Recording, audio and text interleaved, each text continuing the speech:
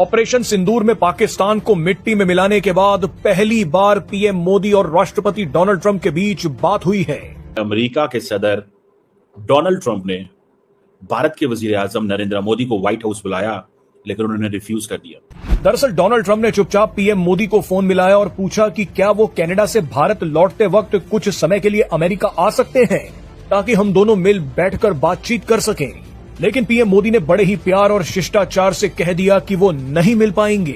इतना बोलते हुए पीएम मोदी ने आगे जो कहा उसने पूरी दुनिया को हैरान कर दिया। डोनाल्ड ट्रंप ऑपरेशन सिंदूर के बाद हुए सीज फायर को लेकर झूठे दावे नहीं करते तो शायद पीएम मोदी ट्रंप से मिल लेते। Basically Donald Trump Narendra Modi और जनरल असम्बली की मुलाकात करवाना चाहते थे कि मुझे ये इसलिए व्हाइट हाउस बुला रहे हैं, और उन्होंने सिंपली कह दिया नो, मैं नहीं आ सकता।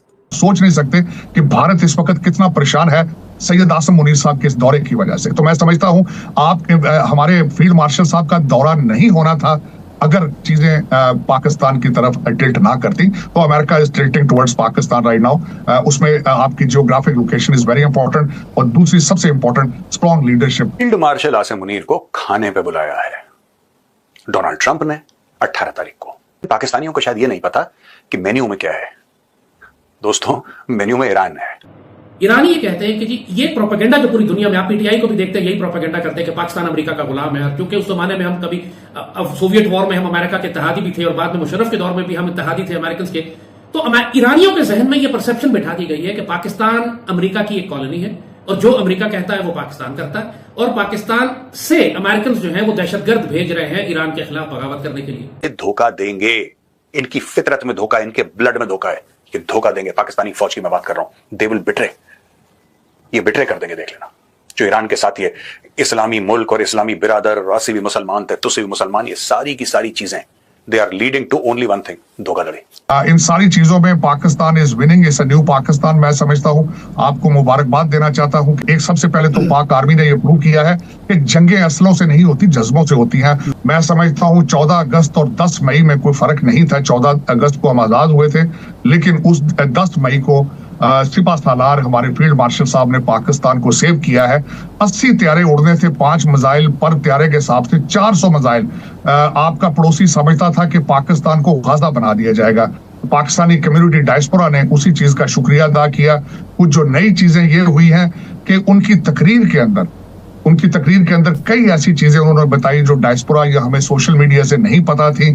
जिस तरीके से आर्मी फील्ड मार्शल साहब ने ये कहा कि 20 त्यारे तबाह करने की सलाहियत मौजूद थी, किस तरीके से हमने डैम उनके टेक ओवर किए, बल्कि यहाँ तक कि बीजेपी का बीजेपी की वेबसाइट भी जो हैक कर दी हो चुकी थी।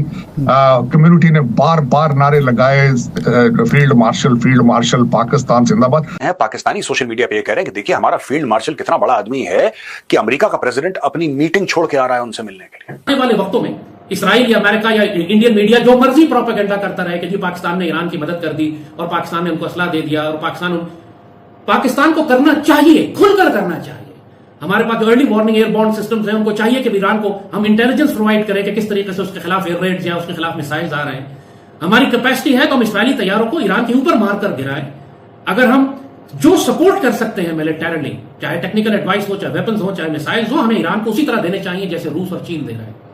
ये पाकिस्तान की अपनी जंग है। जैसे हमने कहा कि जब वो ड्रोन हमारे खिलाफ भेज सकता है इसराइल हमले करने के लिए, हमारे लोगों को शहीद करवा सकता है, हमारे पाकिस्तान के दिफाई तंसीबात पर हमला कर सकता है, तो पाकिस्तान को 100% हक है कि हम ईरान के साथ मिलकर इसराइल पर हमला करें। अगर हम नहीं कर रहे तो हमको करना चाहिए। हम किसी सूरत में यह मौका जाया नहीं करना चाहिए इसराइल से इंतकाम लेने का। हमने फलस्तीन का इंतकाम भी लेना है, हमने अपना इंतकाम भी लेना है, और हमने अपना मगरबी से ये खामनाई को कत्ल करना चाहते हैं। और अगर आयतुल्लाह खामनाई कत्ल हो गए तो फिर आप ये समझ सकते हैं कि ईरान की पूरी रियासत की बुनियादें हिल जाएंगी, और वाकई ये पॉसिबिलिटी है कि फिर ये रियासत अंदर से कोलैप्स कर जाए। इसराइल तो शायद इसको ना गिरा सके, लेकिन ईरान की सफ़ों के अंदर गद्दार इसको जरूर गिरा देंगे, और फिर बड़ी बड़ी एटमी। नमस्कार दोस्तों, स्वागत है आपका नए वीडियो में। दोस्तों, G7 समिट के बाद डोनाल्ड ट्रंप ने पीएम मोदी को अमेरिका आने के लिए इनवाइट किया था, बट पीएम मोदी ने उनके इनविटेशन को नकार दिया, जिससे पाकिस्तानियों की बहुत कायदे से जली है। इधर इजराइल और ईरान में युद्ध छिड़ा है और इजराइल ईरान को कायदे से पेल भी रहा है। तो अब ये पाकिस्तानी चूतिए ये बोल रहे हैं कि हमें मिलकर इजराइल पर अटैक कर देना चाहिए। और इनको ये नहीं पता है कि अभी तो ईरान ही धुआं हो रहा है, अगर पाकिस्तान भी इसमें कूद गया तो आगे पाकिस्तान का क्या हाल होने वाला है। तो दोस्तों वीडियो बहुत इंटरेस्टिंग है, आपको बहुत मज़ा आने वाला है, तो वीडियो को पूरा देखिएगा।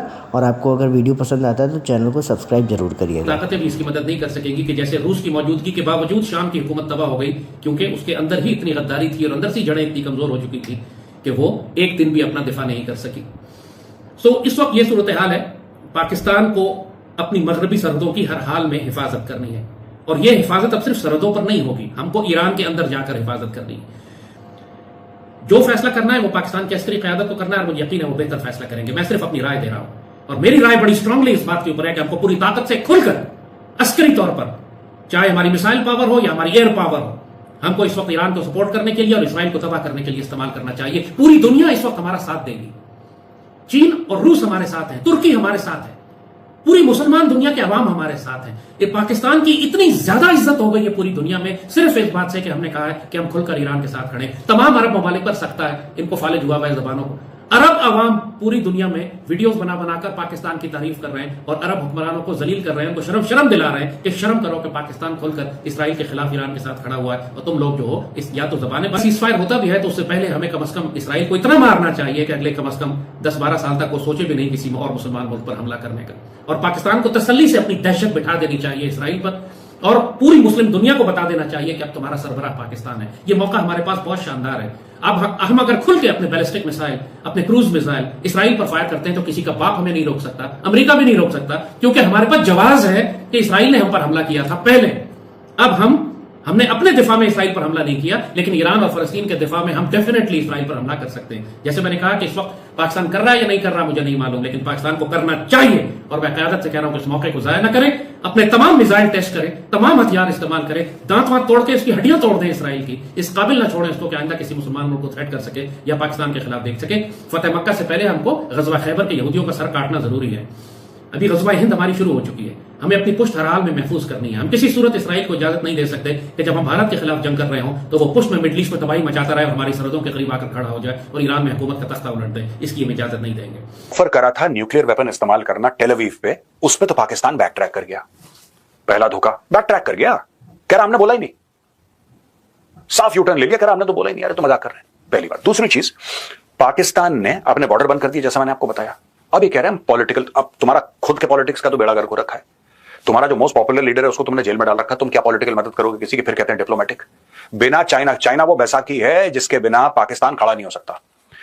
इनफैक्ट चाइना व्हील चेयर है जिसके बिना पाकिस्तान हिल नहीं सकता पाकिस्तान बिना चाइना की मदद के। ये कह रहे हैं कि हम तुम्हारी मदद करेंगे।